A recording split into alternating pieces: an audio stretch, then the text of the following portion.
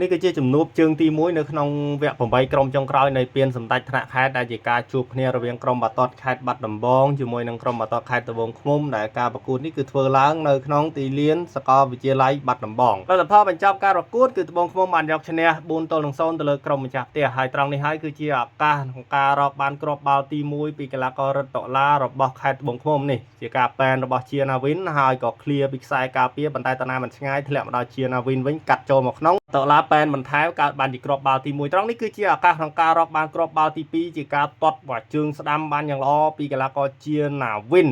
យើងមើលរូបភាពយឺតម្ដងទៀតទាញផុតខ្សែការពារហើយក៏កັບទាត់បាល់ជើងស្ដាំផុតដៃអ្នកចាំទីបង្កើតបានជាគ្រាប់ទី2ឲ្យក្រុមបាល់ទាត់ខេត្តត្បូងឃ្មុំយើងក៏លេចមកមើលឱកាសរបស់បាត់ដំបងUnitedវិញម្ដងទាត់បាល់ជើងត្រង់នេះស្រាលត្រូវបានចាប់ជាប់ពីអ្នកចាំទីគង់រ៉ាហ្វាតឥឡូវនេះរឹតតុលាកັບផុតមួយក៏កាត់ចូលមកខាងក្នុងប៉ុន្តែការរត់ទៅបន្ថែមពីជាណាវិននេះក៏មិនតាន់ពេលវេលាផងដែរឥឡូវនេះឱកាសម្ដងទៀតពីត្បូងឃ្មុំទាត់បាល់ជើងពីចម្ងាយក៏ហៅរំលងរបាល់ទីចេញទៅខាងក្រៅបញ្ចប់វគ្គទី1ត្បូងឃ្មុំនាំមុខបាត់ដំបងUnited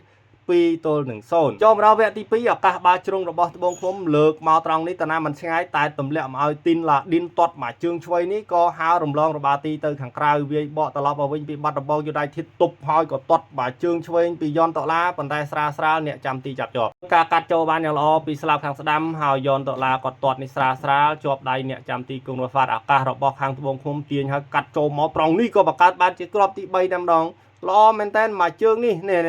គាត់ទាញទៅហើយទាត់មួយជើងស្ដាំបាល់នេះកោងចូលក្នុងសំណាញ់ទីតែម្ដងពីកៅហ្វីនល្អមែនតើឥឡូវនេះឱកាសរបស់សេរីតៃមកទាត់មួយជើងស្ដាំទាញតាណាមិនតាន់ឆ្ងាយក៏បន្ថែមមួយជើងទៀតប៉ុន្តែបាល់នេះនៅតែអាចជួយសង្គ្រោះបានពីអ្នកចាំទីក៏ដូចជាការរារាំងពីសំណាក់ខ្សែការពាររបស់បាត់ដំបងUnitedហើយត្រង់ចំណុចនេះគឺជាគ្រាប់បាល់ទី4នៅហ្វាអ៊ីលីនជាអ្នកទាត់បញ្ចូលទីបានយ៉ាងល្អពីជ្រុងខាងស្ដាំយើងមើលចុះទាញមកផុតខ្សែការពារក៏ទាត់មកផុតដៃអ្នកចាំទីទៀតបាទ